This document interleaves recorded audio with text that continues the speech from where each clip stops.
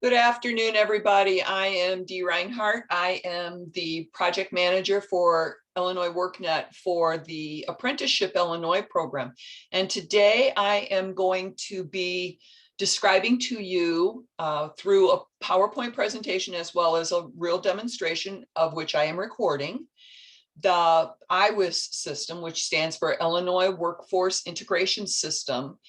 And that is how we are tracking the participants that you are going to be entering into the system for the apprenticeship grant.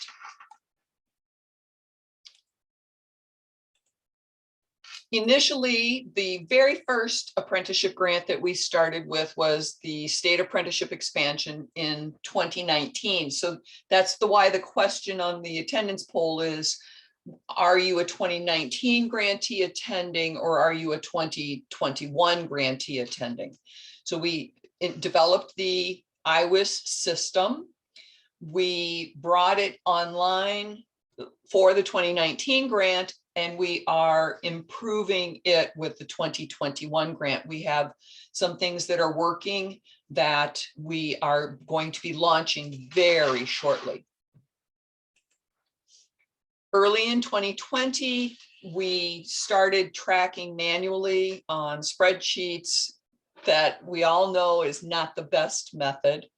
And so in August of 2020, we released the IWIS system that lets you track within a computer-based program so that you can get all of the information in that we need.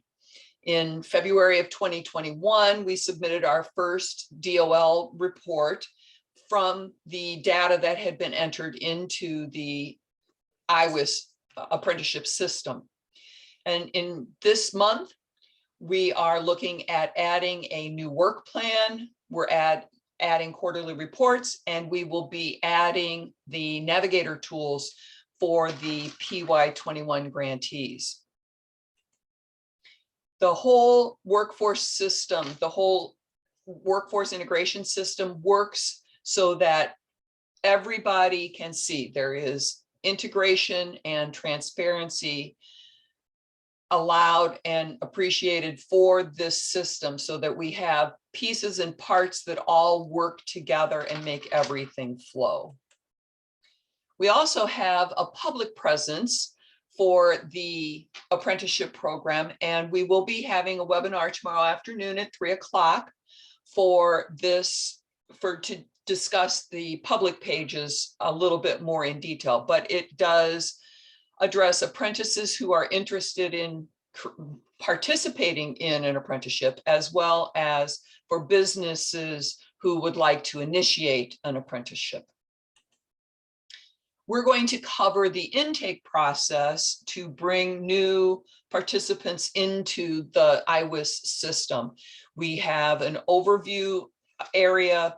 We can assess them. We can determine eligibility. We can also refer them for supportive services and then track outcomes in the system. We manage cases in the IWIS system where we can develop the career plan for that participant. We track case notes, and as mentioned earlier, we track the outcomes as well. Monitors can follow the progress of the participants, and from a recent DOL monitoring, they loved our system. So I just thought I'd share that with all of you. We have other tools available. So if you do happen to have a participant who is not currently employed that is going through training and needs to have some enhancements to their career plan process, we have resume builders, we have Employment 101, we have the dashboard that the participants can see their own progress, and there's a number of assessments available that you can use to work with your participants. Other individuals impacted are those participants who you typically did not assist financially. Maybe you helped the organization create their registered apprenticeship. So we would be tracking those participants as other individuals impacted. And we'll show you how to track that in our demonstration as well. We have a grantee setup tool where I will enter some initial data for you so that your organization is in the system. And then from there, you'll be able to add or agency files, you'll be able to add worksite placements, you'll be able to add grant information and the training services that you're going to be providing for your participants. We have training tools available for you as a partner. We have our Apprenticeship Illinois Partner Guide. I will put that link in the chat as we get to that part of the presentation. We also have the learning management system that you can follow along and see more information related to apprenticeship on the whole, where the partner guide is primarily for the how-tos of working in the IWIS system. We are user-centered designed, and we are developing this system for total integration so that we can have transparency between all of the partners and the grantors, grantees, and everybody can see what we're doing. For that engagement and transparency, we have reporting. We also are developing the navigator tools. We'll have a presentation on that next Wednesday, the 16th. Those tools will help the navigators in the apprenticeship system be able to track touches with businesses that they are reaching out to in their communities. The dashboards and reporting, we have an overall dashboard that will show you the flow of your participants going from enrollment and being added, having services added to their digital files. And then through the whole process, we have the iPad system that is a statewide where the apprenticeship information will be added, so that we can see that this program as it relates to the tools and guides within that the iPad system. And then we also have some quarterly reports projecting the plan, having the information come from within the system based on information that you enter at the beginning of your grant period. Now we will be doing a demonstration. We have quick guides and tools available for you. We have videos, we have written instructions, and it is available for you just by bookmarking our tool and then going back and finding it. And as always, if you need more information about Illinois workNet or use of any of the tools and services available through Illinois workNet, you can find us here at all of these locations. Now let me pull up my web page on here, and I'm going to maximize that. That was the IWIS system. What I do want to do is go first to the partner page, and I will put this link into the chat for you.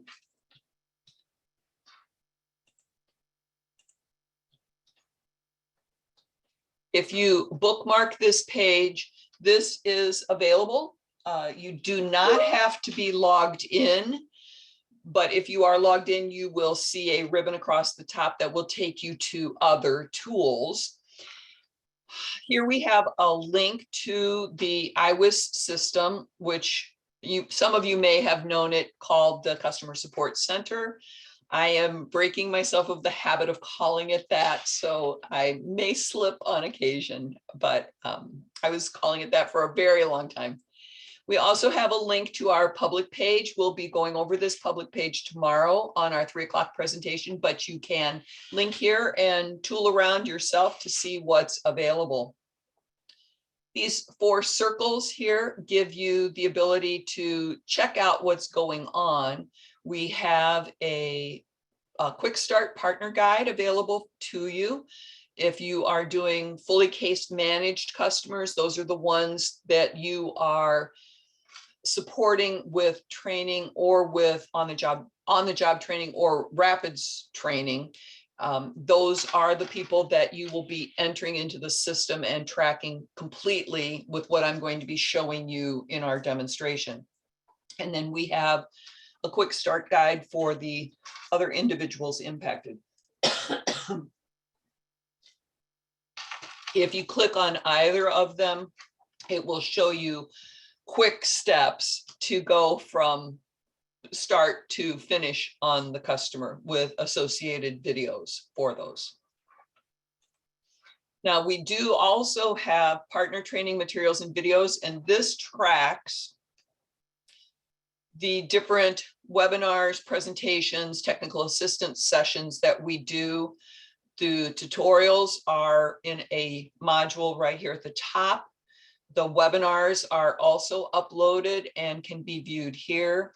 What we do, so today's meeting will have the recording listed here. It will also be in the webinar playlist for future reference. We try to put the agendas in. In some cases, we talk about customers. In those situations, we do not do those recordings because we do not want personal identifying information recorded and posted to YouTube. When we go back to the main page, we also see a link with a full list of resources. This has a set of links available for you that will take you to a web page or to a PDF document that you need to review. Always, if you do download and print, make sure that your version is the same as what is uploaded on the system here. We keep the most current documentation on the partner page, and what you have printed may not be the same version that is on the website. So if something isn't quite going right, check your version of your instructions and then check the partner page. And also we have partner tool updates. So we do make changes to the system, and on occasion it is something more than just fixing a glitch. And in that case, we will add the update to this updates page. So for example, in December, we added exit options for participants who leave the program before completion. If we do make additional updates, they will be posted here as well. Also, a key feature on this main page is adding success stories. And we will talk about this tomorrow in a little bit more detail when we talk about our public page, because success stories are a piece of that public presence that we want to share with potential employers and potential apprentices.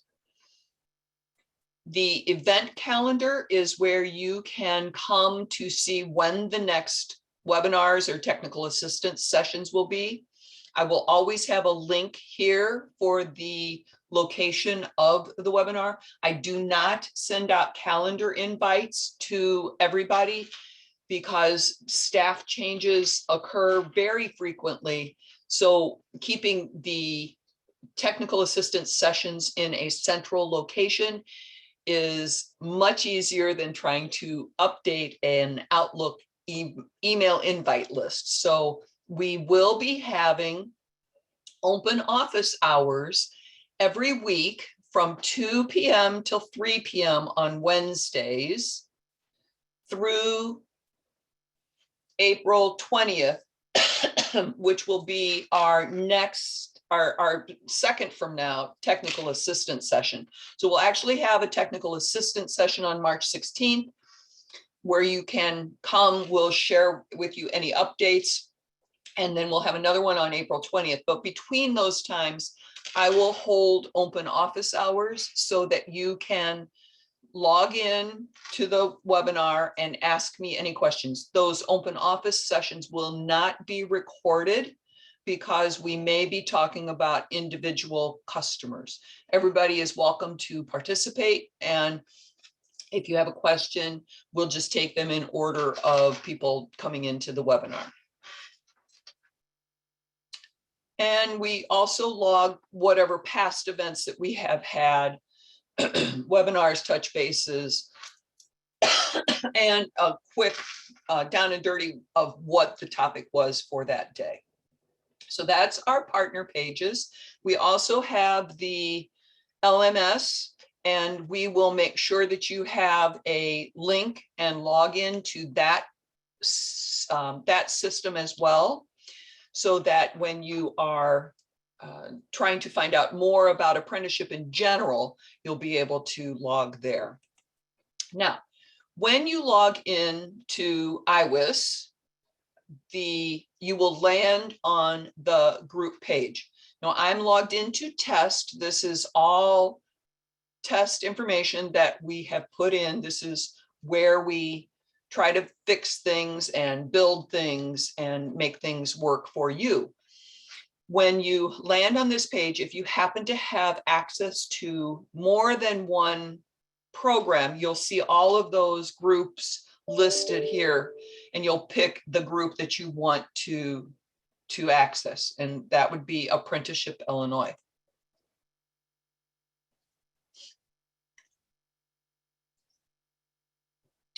While we're waiting for that, I'm going to close some tabs.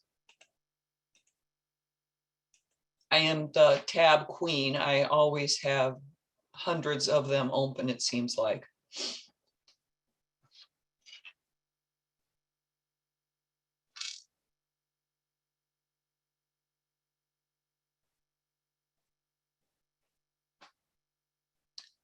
Once you've clicked on your group for your organization, it will take you to a list of your customers. All of your customers will be listed in here, whether they are enrolled or not. And if you click on their last name, that will take you to their profile. If you want to add a new customer to the IWIS system, you click on the add customer. You'll fill in this information, and it will look in the database to find out if that participant, that potential customer, is already in the system. We are asking for first name, last name, date of birth, email, confirm that, SSN, and confirm that, and who you are. If you have access to more than one intermediary, you will be able to pick from that, and the zip code of the person. When we look in the system, we match by several of these factors, and that will bring that match up for you if they're already in the system. Now, I'm not going to do that right now, but I did this morning enter a new person so that I can show you. So it's really easy to search your customers. You can type a part of their name up here in the top, and you can just then click on that name and search, and it will bring that customer right there into the bottom of the list. Also, another point, feature I'd like to point out to you is we do have the related instructions on here. If you get lost and you decide, oh, I need help with this, so you can always find the instructions right here. Click on the customer's last name to go to their profile.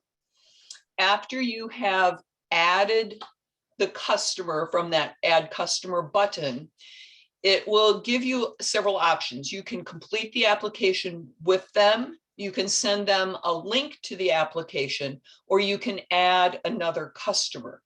So what I've done is I added this customer already. I can view their application. Now, if I had not already completed this application with this customer, there would be a button there that I would be able to complete the application. You'll see the information is listed. And in this situation, I can't make any changes because the customer has already been enrolled. We also then will verify the customer's eligibility. So I'm going to start here as if I had not verified this customer. Across the top, we have a progress bar that will show you what's been completed.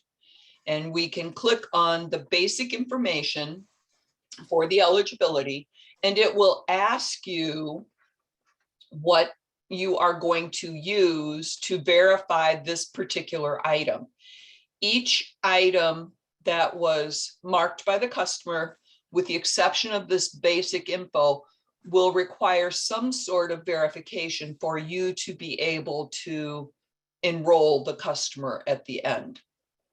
So you can pick from your list the birth date, what's that, what did you use to verify there?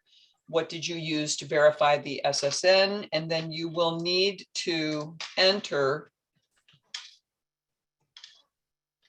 the social security number to verify it again. And this is a made up social security number. What was their gender at birth? And this is important because if it is male at birth, it will ask about registration with the Selective Service. If they are not registered with the Selective Service, you can click this link and it will take you to the Selective Service so that you can get them verified or registered. And then, are they authorized to work in the US? How did you verify that? Save and go to next tab. Then on these following screens, if at any time you need to change a response on the customer's application, all you have to do is click the blue box right up here. It says update customer responses. When you update a customer's response, it will take you to that screen in the application. You can change any and all of the answers and then return to the eligibility and then verify what it was that you made the changes. So this customer had marked that they dropped out of high school. I verified it with a dropout letter. Now, my suggestion to you is paper files are good, but we also have an opportunity for you that I will talk to you later. We never ever want to share personally identifying information, so no social security numbers should be uploaded or shared. We always want to redact any kind of documentation to remove those numbers from it. And we want to now go and save and go to next tab. Physical, for this customer, I had marked I had a disability that makes it hard for me to do certain things. And it asks you, what is that, from the physician's statement. Save and go to next tab. We have nothing checked on this page, so we do not have to verify anything on this page. Save and go to next tab.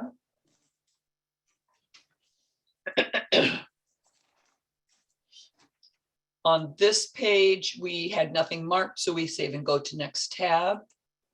But again, the list is always here of what is acceptable for verification. I need a permanent place to live. Written statement from the shelter was what I selected from this list. Save and go to next tab. And then we have finished the eligibility review for this customer. And what we will do now is click the box to determine the customer's eligibility. Jason Warren is determined eligible for this grant program based upon the information submitted. He may also meet requirements for participation in WIOA Title I, adult or out-of-school youth. Then we can verify the eligibility. I'm sorry, view, I read that totally wrong, view eligibility. On here we have folder organizer sheets if you would like to print them for your folders so that your folders are all the same. We have information here that we used for the WIOA potential eligibility, but also for the apprenticeship eligibility. One of the requirements of this program is to print the eligibility form with this and obtain signatures. So if you can, excuse me, print it, get the participant's signature, your career planner must sign it, and then you can put that in your paper file. I would also suggest uploading it to the Uploads tab that I'll show you in just a moment. Then you can return to the intake review which takes you back to this screen. And it also tells you right here that this customer may also be eligible for a couple of other programs. And then you can mark the customer as enrolled. You can mark the other options are eligibility cannot be verified. You wait until you get all of the eligibility documents completed, and then you can mark them. And as you can see, it gives you when and who actually did the eligibility. It also says here, and I see Veronica's question. It also says here that I verify that I have an Apprenticeship Illinois eligibility form signed and dated by the participant and career planner. The signed document is in the customer file for monitoring purposes. Okay, so Veronica is asking, does this need to be completed for incumbent workers, OII, and case managed? This system that I'm showing you right now is going to be for case managed customers.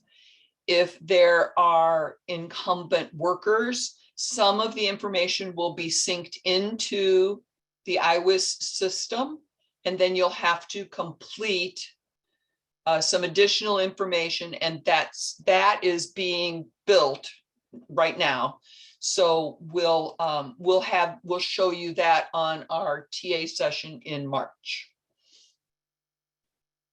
So did that answer your question, Veronica? And Jennifer Foyle asked, does this need to be completed for non-WIOA eligible? I think you just answered this. The WIOA eligible are the case managed, correct? No. If they are eligible for the Apprenticeship Illinois program, they can be enrolled. We still need that document, but they may also be WIOA eligible, but that's different. That will be handled differently. We are just case managing people that you are paying the freight for. You're doing the whole case managed piece for these particular participants. So Jennifer, did that answer your question? Sorry, it's easier to just talk. I think it did. I just thought it said at the top of that when the form came up that they were going to sign, I thought it said at the top, WIOA eligible.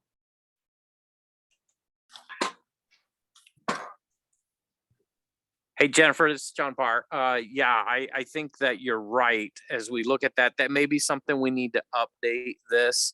From the 2019 cycle, eligibility was a little different. All of these 2021 grants are all funded exclusively out of apprenticeship expansion funds from U.S. Department of Labor. back in 2019, we had multiple funding sources. So we did have a WIOA eligibility like requirement. But good news for all the grantees is that under the 2021 cycle, eligibility is a little looser in that you have to be above 16, you have to be authorized to work in the United States, and you have to be going into either a pre-apprenticeship program that will result into a registered apprenticeship program or a registered apprenticeship program. Essentially, those are the only eligibility requirements, and we can provide additional documentation around that if there's questions. But you're absolutely right; it's a good catch, in that form may need to be updated. Thank you. That works perfectly. All right, and also we had a question from the audience about the demonstration for tomorrow. And as I said, I don't send out calendar invites. I keep everything on the partner page on that front page. So please, please, please bookmark the partner page and keep that so that you can see when the next something is scheduled. Okay, last but not least, on the intake page, intake review page. And as you can see, as we complete items, they turn green. So you can always see at a glance what still needs to be done. So the last piece is provide customer with information on how to access their career plan. And on here, you would just review this information, show them how they can log in to see their career plan on their personal profile. I check the box and then I can go to the customer's career plan. Now, the next step that you probably want to do is work through the customer's career plan with them. We do have an overview page where once you have their career plan established, you can view or print that IEP, ISS. Different people call it different things. So whatever you want to call it, it is that customer's plan of action for this particular program. And when you do particular things, it will also give you down at the bottom here, it will show you next steps. When a participant is initially enrolled, they will have the automatic goal of participating in the Apprenticeship Illinois program, and they will have an initial step for the development of an IEP.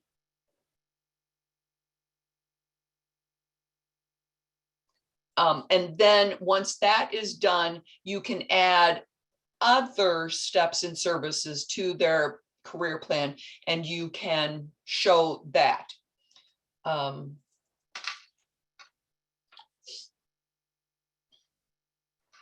Okay, so on the customer's review assessment tab, you have the ability to review some information that was on their application, as well as have a conversation with them to see if there is something else that you can do. One of the things is, some of these things are part of the Employment 101 program. Some of these things just happen to be, they're available for you to use. For example, you can have your participants use the Employment 101 tool. You can have them take the NOCD test. You can have them do a self-evaluation for the essential employability skills. You can do an observational evaluation on them if they are participating in a classroom setting.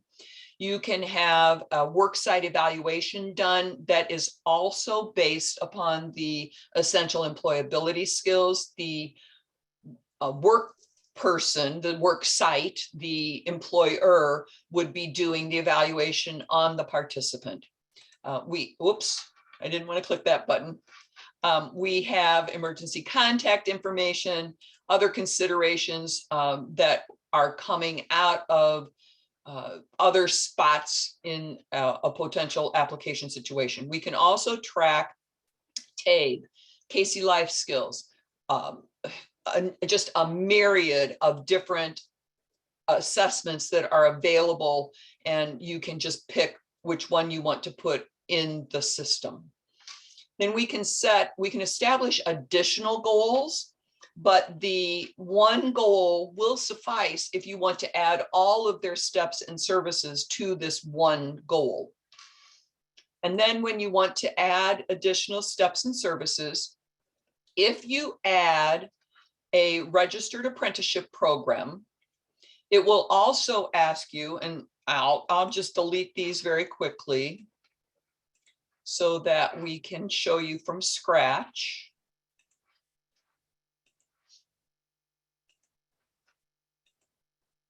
I guess quick is a relative term here. If I look for a registered apprenticeship, I can add that service. And then it will ask me, do I want to also add an OJT for private sector or public sector? Do I want to add skill upgrading or skill upgrading and retaining? Retraining, not retaining. So if I want to do this, I check those boxes. It automatically adds it to that customer's service list as well as the wrap. And then we have the ability to edit these services. When we enter a wrap, we can pick our goal. We can pick whether it's started, or if you're catching up, you can do successful completion or unsuccessful completion. So we're going to start this, and we have a planned start date of, say, let's see, today is the 9th. Let's say they're going to start it on the 15th. We need a SOC code. So all you have to do is click that box. I use welding a lot just because it's easy. I search, and then I can select the SOC code. Now there is a difference between an apprenticeship SOC code and an ONET SOC code, but there is a crosswalk, and I have the link on the partner page so that you can do the crosswalk between the registered apprenticeship SOC code and a regular SOC code. I'm going to select this. The participant Rapids ID is an individual number that the sponsor acquires when they add the apprentice to the Rapids system. It will start with the letters of the state where the apprenticeship is. It will have the year, 4 digits that is associated, and then it will have 6 digits following it. So I'm just going to do 1, 2, 3, 4, 5, 6 just for this example. We also need to have the hourly wage at entry. Maybe it is $17.12. What is the type? Is it time-based competency or hybrid? We do need to track this. When is the planned due date? And this might be 2025. It could be 3 or 4 years. Many apprenticeships are. How many hours a week are they going to be doing that? 20. If you want to add any other notes, you can do that. We also have some additional items across the top here, but if we update the customer service, it will require a case note. So we added the wrap. And you want to put in enough case note that somebody who is coming into the system will be able to follow a flow and understand. And I'm talking primarily if you have turnover in your organization. Case notes tell the story for that person, and you want to make sure that you are telling a regular story. You can send it as an Illinois WorkNet message. If you do that, it will select you will need to select the people that you want to send that message to. Do you want to send it as a message and an email? You'll have to check a box. If you want to just save it as a case note without sending the message, you can do that and then add the case note. The other tabs that we have at the top here are who is the service provider? Is it your organization or is it a WIOA approved training provider? We will be entering that information. If you know, for example, if it is a support service that you are adding and you know the dollar value of the support service, you can add that as well. This will not take the place of your fiscal reporting, but it does allow people to keep a little bit better track of what's going on. You can track attendance. So for example, if this is a workshop or maybe you've got them working on their resume and you've given them 5 weeks to get it completely done, you can track what they've done inside of there. And then we also have the ability to add a credential. If you put the name in, you can select the credential source. You can select the date it was attained. What is the type of the credential? The institution where it was issued and a description. And then you can save that credential. It will show up in this list here and it will transfer to the customer's outcomes.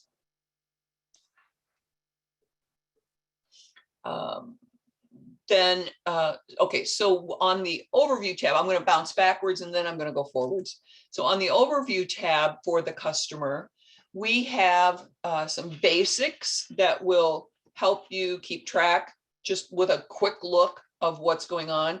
If we have a resource team member, we want to add those people to the team. We can also see who the partners are listed in there, who has access basically to this customer's profile. Did they complete their intake? Have they done their career plan? And you can see we've got a couple of things here. And then what is their outcome status? So now from the outcome status, we can pop over to, oops, that link's not working in test. So Cody will need to take a look at that in test. On our outcomes tab, this is where that link should have taken us. And on here, we have a brief view of everything that is primarily what we just talked about. Services, we can add or edit the steps and services here. If you have a lot of services, you can also look for a service start date and filter. You can look, oops, I keep clicking the wrong button here. You can add goals if you need to. You can add measurable skills. If you want to add a measurable skill, it gives you what the information is that you need to add. So for example, on this one, for an educational functional level, you would need to click on the links to have you add the information. So this is basically giving you TABE test updates that you would put. For another one, many of them require an upload. So right here, upload transcript, script, or report card. When did they do that information and save it? Post-secondary is additional information. Training milestones are probably going to be a big one that you will be putting in, especially if they are in a long-term rapids, a long-term wrap. You'll want to upload the document and the date attained. Skill progression, answer a question, upload a document, and enter that information. Earned credentials will come in from the service that you've added, or you can add it directly here. Much of the same information. It does say, do you have work experience in the field that you trained in? Success stories, we're going to talk a little bit more about tomorrow, but this is where you can also add a success story. Exiting. It says here to exit a customer, all services must have a complete status, either successful or unsuccessful. So if you have a participant who drops out of your program and you cannot find them, the one thing that you will have to do is go back to the services and either delete the ones that you never ever set up and or mark these items as unsuccessfully completed if they drop out before they complete something. If they did complete it and then drop out, then you would need to mark these as successfully complete. So on the exit, you do need to have successful or unsuccessful completion. And I'll show you this right now real quickly. I'm going to mark this as unsuccessful completion. We're going to do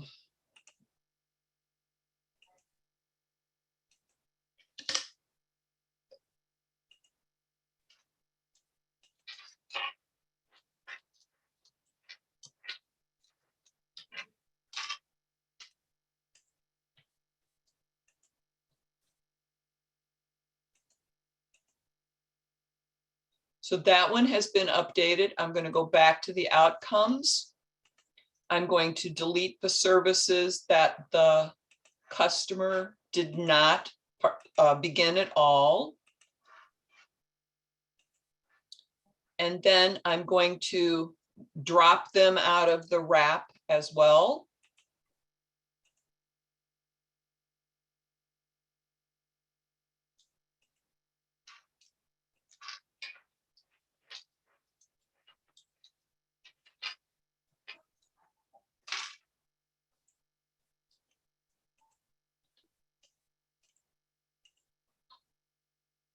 Go back to the outcomes.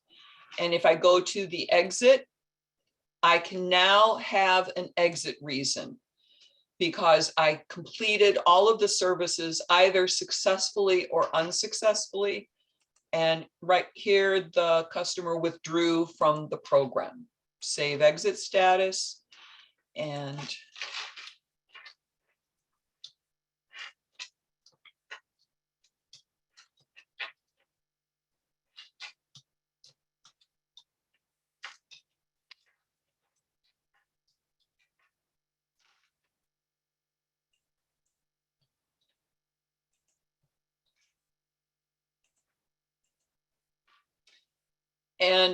we do have a fix coming up that will show who did the exit reason, when they did it, and mark that and have that showing underneath here. That we talked about that change this morning, and it should be out into production in the next couple of days. So then we can save that exit status.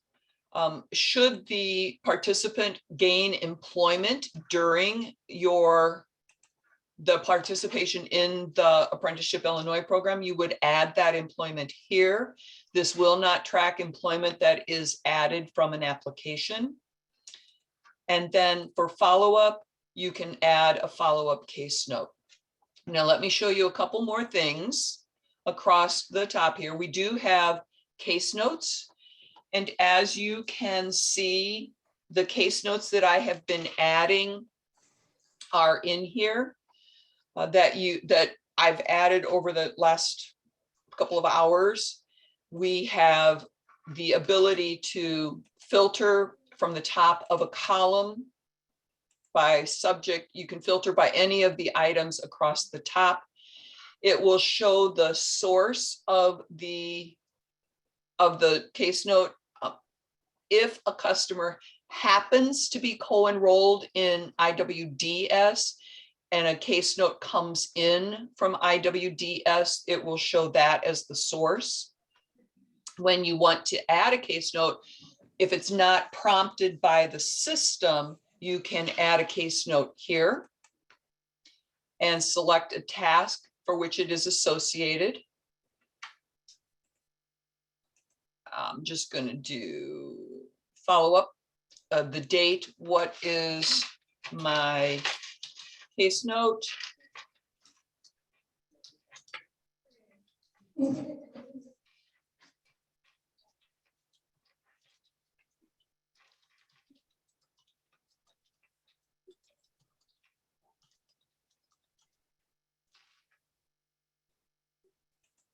And save that, and it will tell you. You can also export the case notes if you need to have it. It will show up in an Excel spreadsheet, and it will have all of the information in there that you need. Now for the uploads, if you upload a document, we recommend uploading things that might be used for monitoring. I would highly recommend that if you do upload anything, that you redact any personally identifying information. When you upload a file, you can upload a PDF, a docx, JPEG, PNG, XLS, under 10 megabytes. We had somebody try to upload a 25 megabyte photo of a social security card one time, and thankfully it would not load because it was not redacted. So we pick what it is, eligibility document, payroll plan, whatever it is. So I'm going to pick an eligibility document. I saved a file earlier when I was doing my apprenticeship item. So I didn't get this one signed, but the signed one would be what you want to do. If your file names are not explanatory enough that somebody can look at that and say, oh yes, I need to open that one, always add a description. So this is the initial eligibility. Oh my goodness, I cannot type eligibility document agreement. And then you upload it and it shows up who uploaded it, when they uploaded it, and the blue will open up to that particular document. So that is the initial case managed customer file review. I'm open to questions right now. Mia said, if those are the only requirements, and I think she mentioned back to what John had said about 16, and I forget what John said, but why do we have to do a full eligibility determination? Do we need to get back to me on that?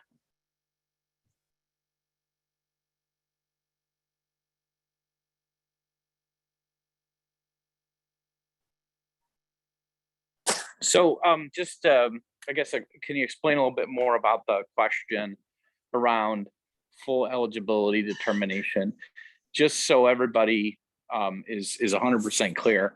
The eligibility that we talked about being 16 and over, eligible to work in the United States.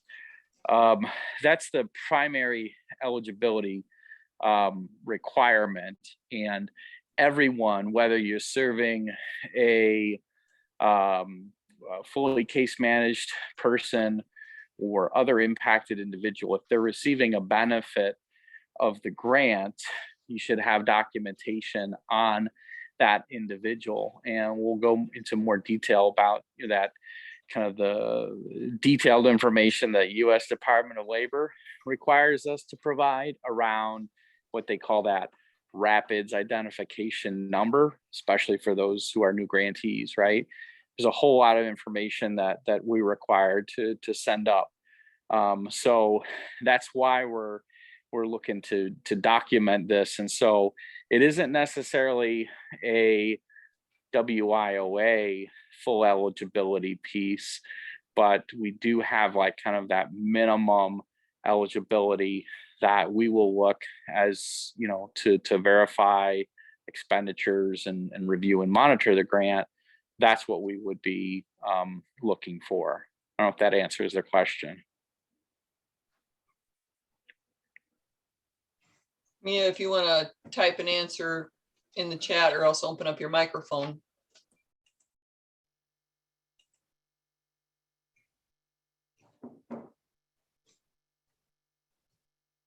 Okay, moving on. This is the customer profile. And when Betty Jones is asking, does the client have to meet low income eligibility? No, and I would say that, definitely it is not an allowable, it's not a requirement from an allowability standpoint, but certainly you all have different characteristics within each of your grant proposals and now your grant work plans that you'll be focused on, right? So I would refer you back to your project work plan as it relates to those individuals that you're going to be serving. And so a lot of the project work plans will have services to underserved low income individuals, right? As well as those from underserved communities that, that really focus around the diversity goals, diversity, equity, inclusion goals from U.S. Department of Labor and State of Illinois. So I would definitely just refer you back to that and to focus around your outreach plan for that. But just know from a documentation standpoint, when Dee shows you that that whole the application, so the individual participant will be asked about the characteristics of themselves, right? So this is kind of self-reported information. We really want everyone to make sure that they encourage their participants to fully document those characteristics, so we can show the overall outcome of this program, of the 2021 grants, in serving individuals, low income and other individuals from underserved communities. So I think the answer is yes, we want you to capture it, but from a eligibility perspective, you're not required to show proof of like low income. That's a long way of answering that question. And what I found just from reviewing with people, if you have a conversation during the eligibility process, they may not have understood what one of the statements was, but from your conversation with them, you might find out that, oh yeah, I live in this neighborhood and that's definitely low income. So Betty, if you ask your people, if you know where your people are coming from and they didn't answer that question right, you have the ability to edit their application during the eligibility process.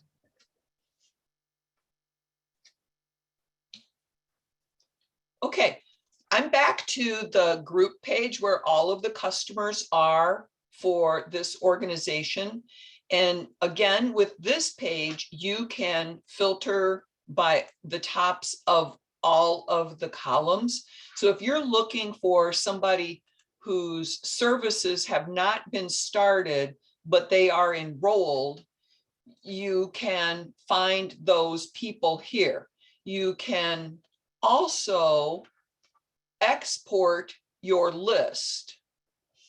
So if you click on this export, it will automatically give you their workNet ID, their first, last name, and their username, which is always useful if somebody forgets what they need to use to log into Illinois workNet to get to their own profile. But you also have all of these other items that you can check off to have an Excel spreadsheet downloaded to your computer of the people that are in the system, so that you can kind of track and see, well, I need to do this for this person, and have, a checkbox list so that you can easily manage the workflow for your participants. Bonnie Moore said, I had tried to go in and see the hourly wage I entered for a participant. I can see all of the other information I entered, but I did not find that. Is that viewable? Bonnie, did you do it on, first of all, I need to know, are you a 2019 grantee? Or are you a 2021 grantee? 2019, okay. And then did you enter it into a Rapids item, like a RAP training that you put in? No, when I entered it into workNet, Right. I know how to find it in Rapids. You didn't know how to find it in Rapids? No, I know how to find it in Rapids. I can't find it in this system though. Did you, were you trying to enter them as an OII or as a fully case managed? I'm not sure what an OII is. We haven't gotten there yet, so Okay. maybe we hold off on your question until Okay. until we get to that part. Okay. Thank Is that you. cool? Okay. Yep, that's fine.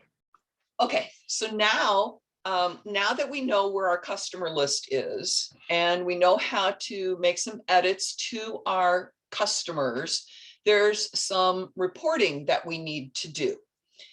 One of the things that we need to do is keep track of our participants in our dashboard, so that the dashboard is one of the places. Depending upon the number of programs that you have access to, your list may be super small. It may only be assessments and your program. So we click on that. And this will give you a snapshot of who you have where after they've been granted a service, and then where they fall into the list. And I'm going to select ABC location and filter because I have access to 2 locations. And it didn't change any numbers, so I guess that was all of my people. And if I click on any of these numbers, this is a way for me to track to see if I need to take action on something. So for our, oh, okay, it took it a minute to think a little bit here. So I now have 17 active participants. Of those participants, so green is where they're active. We have white rows are informational, blue rows are the headlines, are the title of the section breaks. Yellow is cautionary. You may need to take action on this particular person. Whites are informational, white rows are informational. If you need to see where any of this information is pulling from, click on the info bubble, and it will tell you that this particular item is the number of participants who have a WIOA training service. Note, could be duplicative and have an ICS and TS. So a training service, and I'm not WIOA knowledgeable here. So what does ICS stand for? Can anybody tell me? Individualized career service. Thanks, Cody. Yep. All right. So then we scroll down, and one of the things that we need to track is no case note in 30 days. Last active service greater than 60 days. So these red rows are, oops, you better do something today, because these are things that our staff, our admin team staff will be looking at and saying, why don't we have this or that? And why are these the last active service greater than 90 days? So we don't have anybody with an active service that's greater than 90 days. Those zeros are good in this case. And again, green is a good thing. That means that we have employed at exit. We're tracking second quarter and fourth quarter. And then as we just scroll down, it gives us all the information that we need. And as we fill in more and more information into the IWIS system, we get more and more data out for the reporting that we do to the Department of Labor. Moving on to the next tab that you'll need to pay attention to is the provider information. And on here we have an appointment spot for if you want to do intake appointments, you can do that. The file uploads in this application is for organizational uploads for files, not individuals. So for example, if you have a work site where you are doing supported work site placements, they call them work experience for youth in most cases, WEX, you would maybe upload subsidized wage updates. You might upload an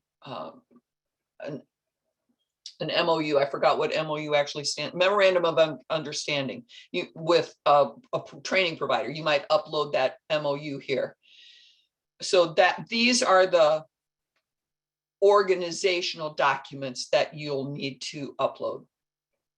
Case notes are associated with the organization.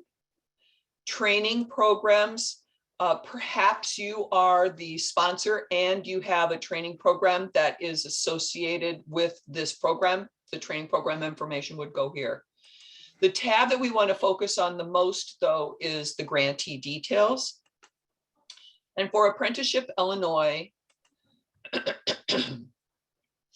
I will be selecting the provider information. It takes it a moment. Okay, we've got another question in the chat. Will the system give us this information separated by the 2019 and the 2021, or will they all be reported together? So JJ, your 2019 grant was under Vermilion and your 2021 grant is going to be under Danville. So we are breaking you out on purpose so that you'll have two different identities as an organization.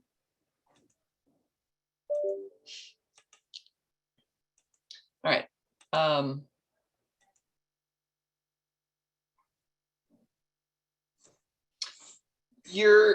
So Debbie, you're with, we just talked yesterday. Yes. So yours is just going to continue through. But Cody has a plan in place for you to be able to track 2019 grantor participants versus 2021 participants. Yeah, as far as the dashboard goes, you'll have the option to see it all together or see it separately, if you'd like. Are you putting a filter in, Cody? Yeah, that was the plan. Okay. And I apologize right now, but I am in test, and test does not seem to be wanting to let me pick a provider here. So there is grant information. If you have staff training that you have done, so for example, everybody in the state of Illinois is required to do sexual harassment training. And so you may want to upload into that section people that have completed the sexual harassment training for the year. It's not necessarily required for this grant, but some other grants may require that information. There's also the worksite information will show here. The training programs will show in this list. Initially, I will be entering the grant number with the initial amount, and then the work plan information will be housed in this spot, Cody, yes? It will be actually, we have a tab. If you go back on that initial customer list, so actually under the Apprenticeship Illinois, we have a tab there that's called work plan and reports, or we will have. Will have, okay, all right. So you'll need to play with this grantee details, and hopefully the next time I show you this, it will be working. You can check it out in production if you need. Oh, if you yeah, want to show them. I could. I'll do that. And then last but not least, we have a reports tab. We'll come back to the grantee details in production here. On here, you pick your program. If you have more than one, you'll be able to filter. But what we do down here for Apprenticeship Illinois reports is this is where you will be putting your other individuals impacted. And these are the people for whom you do not pay for anything. You just helped set up the employer helped them set up the registered apprenticeship. And so we would be tracking the people going through that registered apprenticeship just to ensure that the numbers are being counted for the state of Illinois. So on this page, all of the customers are listed that are associated with your program, your project, your organization. And you can filter at the top of the list to see if we have other impacted individuals, or if we have case managed individuals, and we have a full list of everybody, which organization they are with. And at the very bottom, it says that we have 158 altogether. So this is a good way to see, do I have everybody entered into the system that's supposed to be entered into the system? And you can check to see if they have already been added.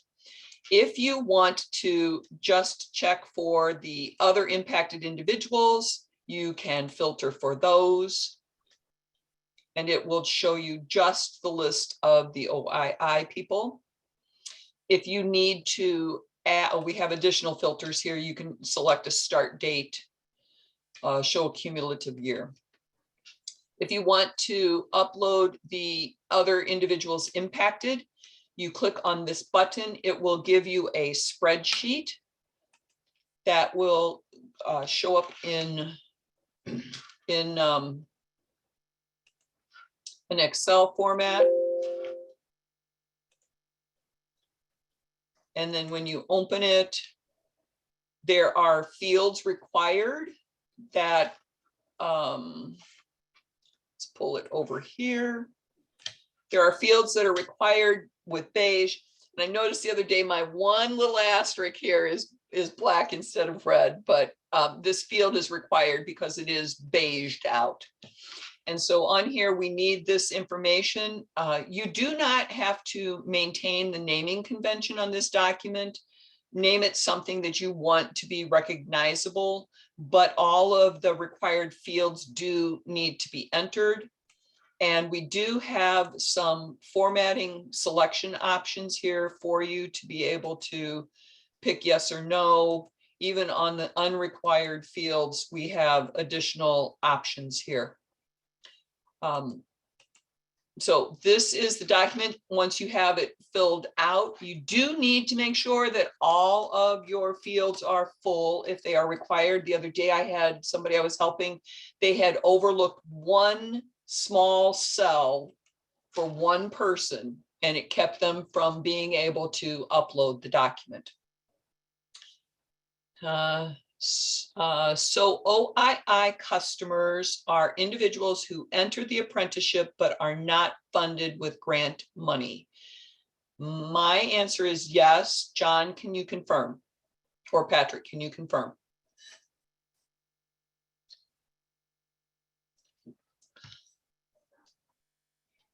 Can you repeat that question again? I'm sorry, I missed the first part.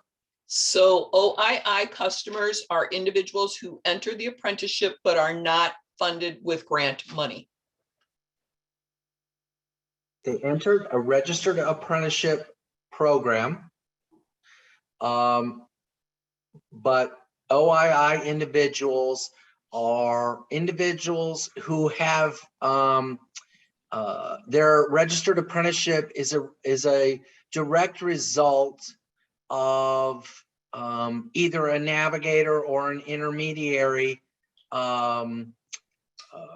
providing a source for those folks. So for instance, if you were working with an entity and a registered apprenticeship was created at that business, the registered apprentices that get into that apprenticeship program can be counted as OII because you were instrumental in creating that apprenticeship program. I know that's a bit vague. We have clarified it in the notice of funding opportunity that we put out, but we will also make sure we have a very clear definition on this. There are a lot of different ways that you can impact an OII individual. We will have some continued discussion about these in our individual meetings with all the grantees. So we can certainly do that. And John, you may have something to add. Yeah, I would just add within your project work plans, there's a definition tab that, and Patrick referenced that we pull out of the notice of funding opportunities. So, and we get it. This is pretty complex. And actually, to be precise, the U.S. Department of Labor actually has changed the terminology for those people that Patrick described, right? So those are who aren't fully case managed, but hey, they were because of your work, right? They're in a registered apprenticeship program. They're not fully case managed, but we're gonna take credit for that. So they're actually called quote unquote reportable individuals now. But for those of you who have old 2019 grants, those are those other impacted individuals. And we're kind of using that language interchangeably. And some of the forms that we had, even the upload forms, make reference to this OII or other impacted individuals or just reportable individuals. So, you know, it's a government operation. We have a term for everything, but bottom line, your project work plan has the proper definitions.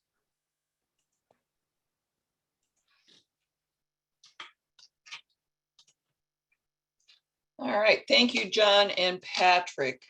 I'm going to log in now to regular. Could Danielle asks, could an OII person end up as case managed by another grantee? Ooh, that's a conundrum question. I think we might have to get back to you on that one, Danielle. Yeah, and the answer actually is from an allowability standpoint, it's possible that's allowable. However, one individual only counts as a registered apprentice once. And that's the whole reason why Department of Labor is requiring us to provide them with their RAPIDS identification number, only for that individual. Bottom line, Illinois goal here is to create 750 new registered apprentices. And so, yes, we understand that some of the grantees and partners may be collaborating and leveraging each other's programs, maybe even providing like different services, but only one registered apprentice counted.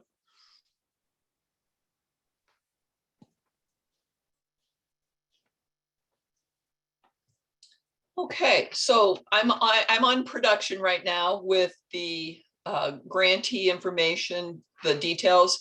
And as you can see here, and I like to pick on JJ because he's a good sport. But from Vermilion County, we have the address information, we have a grant number, what the dollar amount was associated with it. Then we have staff completing required training programs that are associated, instructors, if you have that information, work sites, again, those are primarily for work experience programs. And then the services, you can go in and select the services that you want to add that your case managers might want to be able to select. I would suggest adding all of the support services just in the event that you do need to provide one, if you have that in your budget. And I would also suggest adding the Rapids, the RAP, and maybe some other basic services that you may be providing.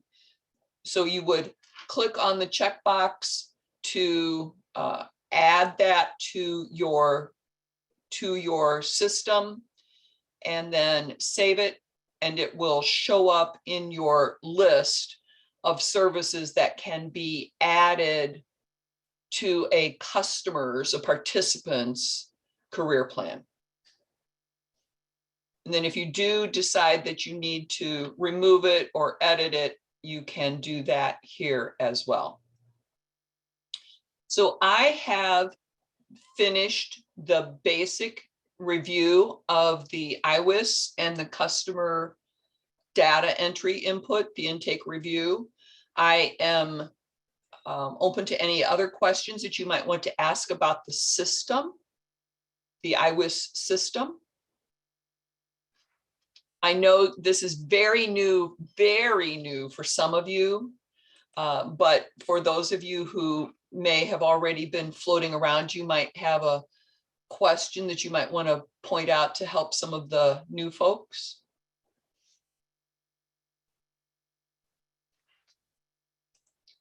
And I'm going to put my email address into the chat so that should you need some help, I am available to try to help you. As I said earlier, I will be doing open office hours for a few weeks moving forward, so that if you have need for it, you can join us. The other thing that I wanted to point out again is the calendar on here, the event calendar. I have this posted out through the end of April.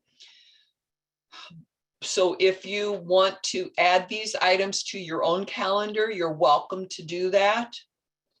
This is the easiest way to keep track of making sure that everybody has access, especially with if there's staff turnover. All we need to remember is there's an apprenticeship partner page, and then they can get all the information that they need. One thing that I do have on the partner page that you may want to review is I have a training checklist right here. It allows you to see what the item is, the associated PDF, and an associated training video. So you might want to take a look at those things. As we update things, I update the items on the partner page here so that these are always the most current version. And I will download this video from Zoom and upload it to our training page here. It may not get up there until tomorrow, but I will get it up there by the end of the week for sure. One of the things that we will be doing is we will be showing you how to add partners from your organization to the system. I will be adding one person from each organization so that they have access, and we can go over that on the 23rd. I'll show that during those open office hours on the 23rd. Any questions that I can answer for you, I'm happy to hang around. I am going to end the recording shortly, though. Dee, one thing, this is John Barr again. I just wanted to clarify, I think the last comment that I made about organizations that are working with each other in partnership on grants and counting an OII and then moving them into fully case managed.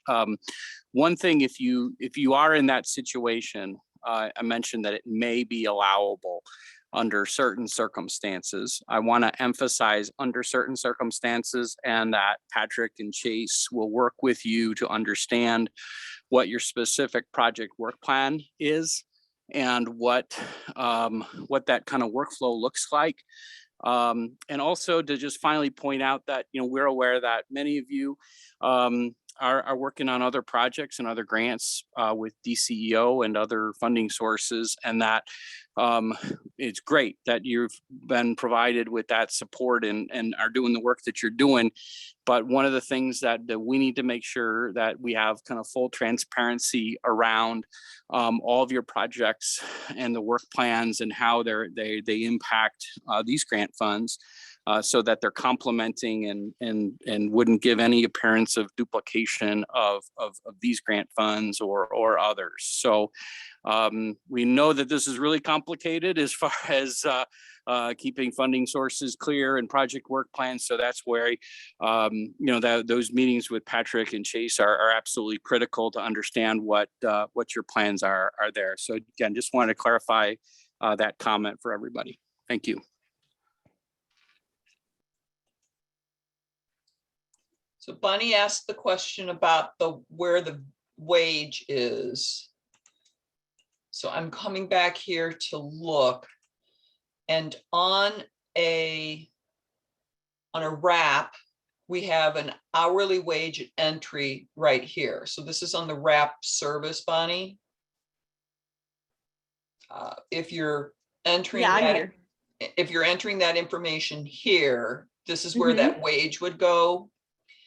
The other place that it might come into play is on the outcomes page under the employment. When you add employment that the participant gained because of the wrap, there is an hourly wage paid right here. Like, I understood where to enter the wage, but my question is like, so when I go and look at the profile at the end, or I try to find the wage that has been previously entered, I can't find it. So like, I've only entered it in the very beginning because we don't have anybody that's finishing. So like, yeah, when I enter it there, then there's nowhere for me to see it, or I'm not looking in the right place to see it again for reference.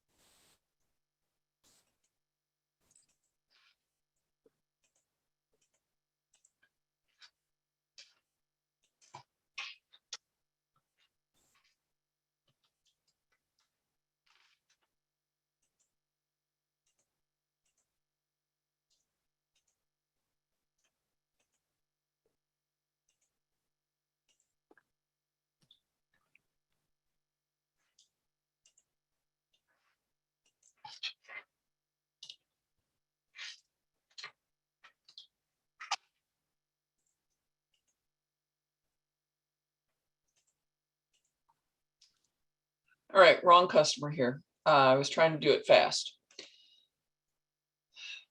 Let me look and see if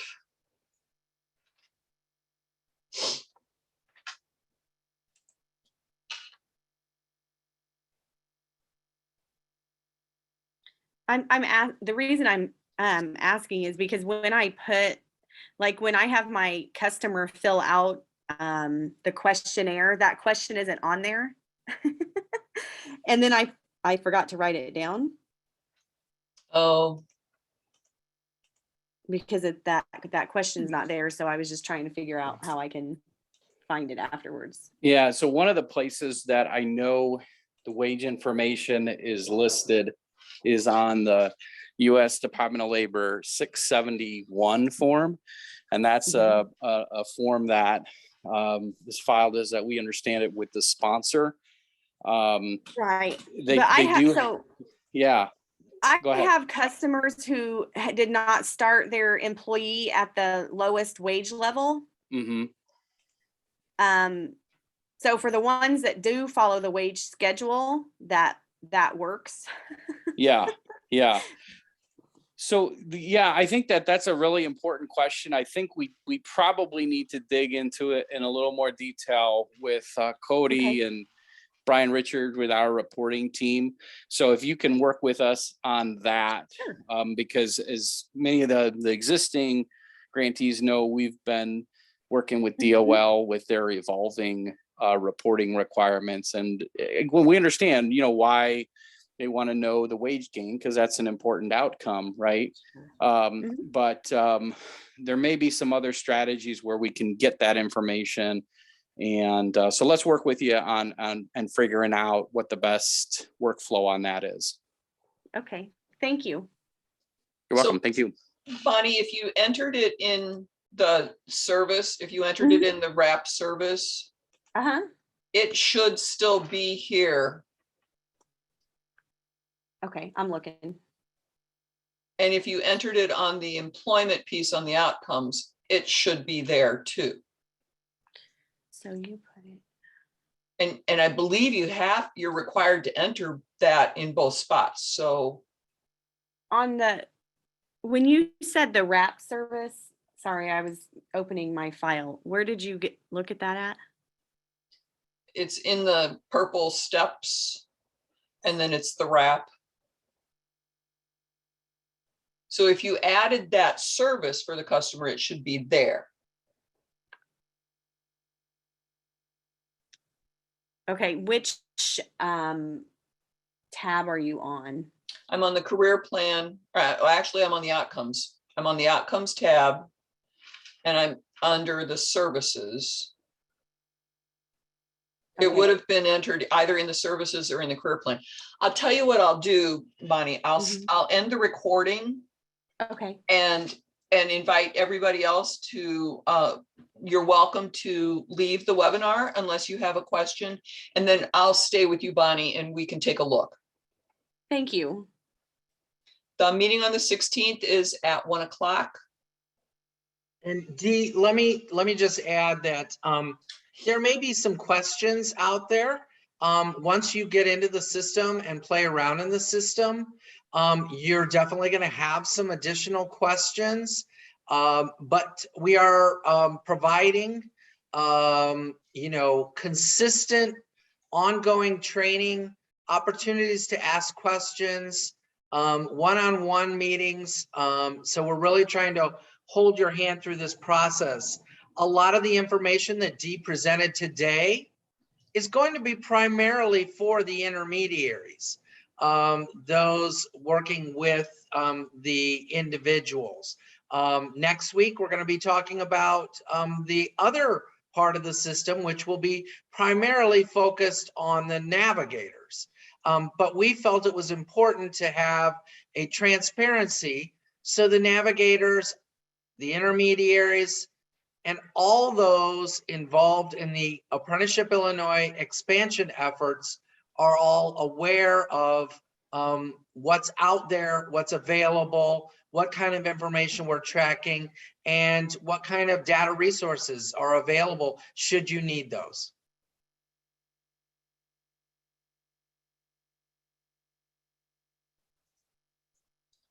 All right. All right. I will be ending the recording now. And if anybody else has any specific questions, I will be happy to stay here and answer them live, but I do not want to record about specific customers. So thanks for watching today. And if you're going to hang around, please do. And if you're leaving, have a great rest of your day.